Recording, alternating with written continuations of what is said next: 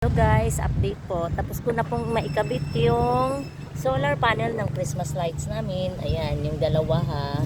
Ayan na po. Ayan, nilagyan ko siya ng duct tape kasi nga para hindi siya direct na mabasa ng ulan. Una packaging tape muna, then duct tape. So ito po yung solar panel po namin ng ilaw. Ayan, yan yung unang-unang nabili ko. Ayan guys. Ayun nga yung isa, yung sa may kuryente. Ayun, sa may bakal ng kuryente namin.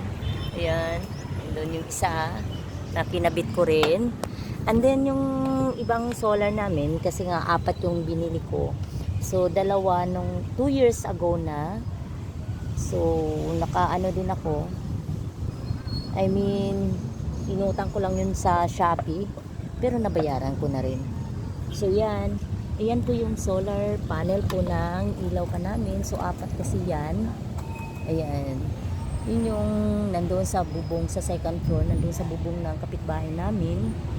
Na kumari ko rin. Then yung dalawang solar panel ng ano ba yan? Lights. Christmas lights. Ayun. Ang isa is ganun nga, meteor, rain shower. Then yung isa naman, lights lang, LED or basta yung Christmas lights na matagal ko na rin nabili. Maybe 2021. Yeah, mga November 2021. Ang meteor naman is nabili ko to nung mga July. Yan. Ayun po, kikita nyo po yun. Yan yung panel po namin ng solar. Yan. Pero ito talaga yung pinakamalaki kasi ito yung umaabot ng 8 to 12 hours. Yan. Pang ano namin talaga para less bayarin ng kuryente. Ayan. So mamaya makikita natin guys yung kung gaano kaganda yung meteor rain shower na Christmas lights. Ayan po. So thank you packaging tape. Ayan. Ayan. So guys, linisin ko na po ito kasi nga next time ko na i-transfer yung solar panel ng dalawa pa naming solar panel for nailaw lang ha. Hindi naman yung sobrang mahal na po yung para sa mga electric fan or appliances. So lights lang po ito para sa from ground sa first floor hanggang third. Kasi sobrang liit lang po ng bahay namin. So, kailangan po talaga ng ayan o, makitid lang naman po. Ayan. Maliit lang po guys. Ayan po. Ayan. Yan yung namin. Ito po yung taas namin. Ayan po guys. So, saan? Hindi ko alam kung bakit nagkaroon ng mga ganito. Nilipad ba ito ng hangin? Or, hindi ko alam. Bakit nagkaroon ng mga ganito sa bubong namin.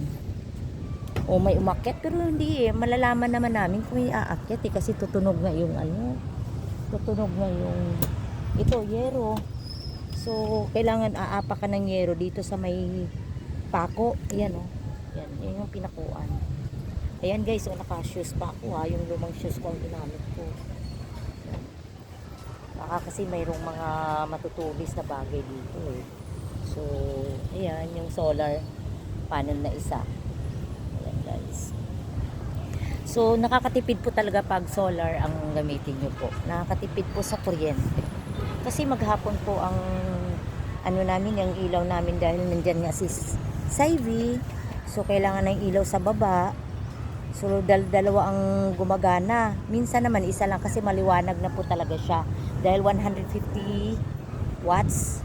150 basta 150 and then yung isa is 200 I think dalawang 150 ayun maliwanag po so napakaganda po ng solar guys tipid na po sa kuryente dahil maghapon magdamag yung ilaw so nakakatipid po talaga ayan maglinis na po ako guys kailangan linisan na po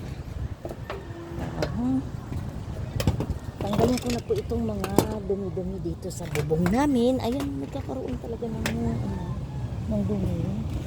Ito straw. Dala ko naman to eh. So talagang ano to, dito to. So yung mga ganito, hindi ko alam kung saan galing. So malinis na guys. Wala nang dumi sa bubong namin. Yun lang naman. Yun lang namang dumi na yun. So next time, update ko kayo kung kailan ko nilipat naman yung dalawang solar panel namin ng ilaw. Ayan. Thank you for watching. Ayan guys, oh. It's already 3:30 p.m. Ayan. Ayun, maganda yun mamaya kasi nga, ayan, talagang naaarawan yung mga solar namin, solar panel. So, ano talaga siya dito pag sa bubong namin nilalagay, sa bubong ko, nilalagay ko yung dalawa. Para mas maliwanag at saka mas matagal ang niya, buhay. Ayan. Thank you guys for watching. Salamat. Thank you, thank you.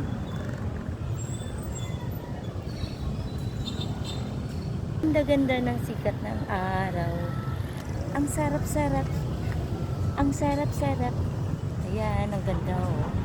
Ganda ng sikat ng araw oh. Yan, pero hindi siya mainit ah.